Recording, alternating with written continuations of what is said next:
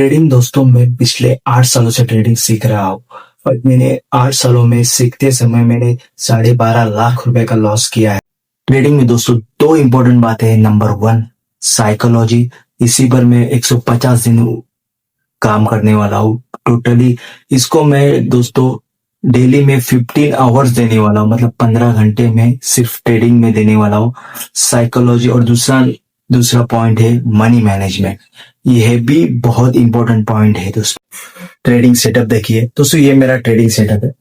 ये देख सकते हैं, ये मेरा ट्रेडिंग सेटअप है। और सेकंड जो मेरा ट्रेडिंग सेटअप ये पीछे है दोस्तों, ये आप देख सकते हैं। ये मेरा सेकंड ट्रेडिंग सेटअप है। यहाँ पर मैं पूरा वर्किंग करता हूँ, ठीक है। टोटली यहाँ पर मैं वर्किंग करता हूँ, देख सकते हैं। ये मेरा सेकंड ट्रेडिंग सेटअप है दोस्तों,